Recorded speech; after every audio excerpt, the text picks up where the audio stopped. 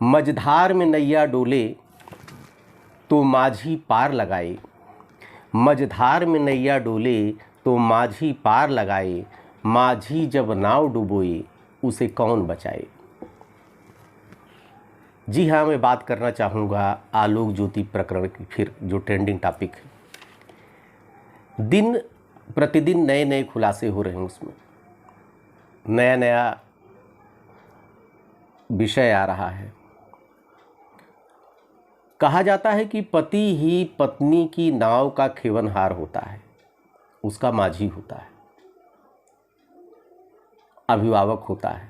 लेकिन अगर वही अभिभावक, वही खेवनहार जो अपनी नाव को डुबोने लगे, अपना ही दुश्मन बन जाए, तो आखिर तब तो ईश्वर ही पार लगाएगा।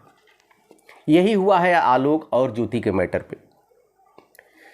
अभी सूचना मिली कि एक और जांच आ गई है। कहा जाता है दोस्तों, पद और पैसा सबसे आदमी को कमज़ोर बना देता है। अगर आपके पास पद न हो, आपके पास पैसा न हो, तो आप सबसे करोड़पति आदमी हो, सबसे अमीर आदमी हो, आपका कोई बाल बाका नहीं कर सकता है। लेकिन अगर आपके पास कोई पद मिल गया अथवा पैसा आ गया, तो आप सब दिन के लिए कमज़ोर हो जाते हैं। वही हुआ ज्योति के साथ में। जांच प्रक्रिया तेज है। एक और जांच आ गई। ज्योति से संपत्तियों का ब्यौरा मांगा गया है। प्रयागराज समेत अन्य जगहों पर उनकी संपत्तियां हैं, क्या हैं संपत्तियां, और जांच में सहयोग करने की अपेक्षा भी की है जांच एजेंसी ने। समझ में नहीं आ रहा है ये जांच इतनी तेज क्यों पकड़ ली। आखिर और कौन पीछे काम कर रहा है इसके? आलोक की कौन मदद कर रहा है इसमें? अगले सप्ताह ज्योति और आलोक का बयान दर्ज होना है। कुछ आलोक से संबंधित भी कुछ पेपर मांगे गए हैं,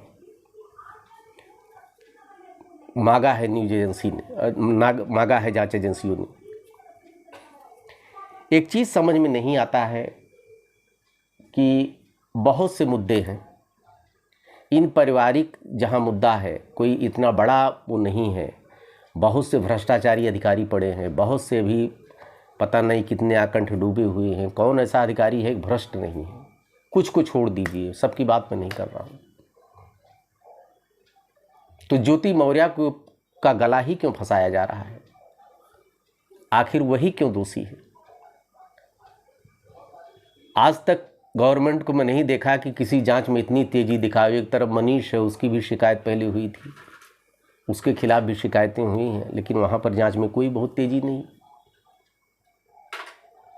क्योंकि भ्रष्टाचार के लिए एक वकील साहब हैं, कोई अभी देख रही है, डेली आते रहते हैं सोशल मीडिया पे, हाई कोर्ट के हैं, पता नहीं क्या क्या मनीष के खिलाफ एविडेंस दे रहे हैं, लेकिन जांच में इतनी तेजी नहीं आई। इसका मतलब कोई न कोई है जो आलोक को पिछले दरवाजे से मदद पहुंचा रहा है, या ज्योति का कोई और दुश्मन है जो पीछे से लगा है।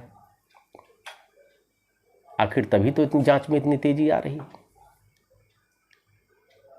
लेकिन वही होता है, हस्र वही होता है ना, कि अगर अपने परिवार के झगड़ों पे समाज में लेकर आते हो, बाहर लेके आते हो, सोशल मीडिया पे लेकर आते हो, लेकिन अब सारी चीज़ें आ गई सोशल मीडिया पर, उनका आलोक का आना भी मजबूरी थी।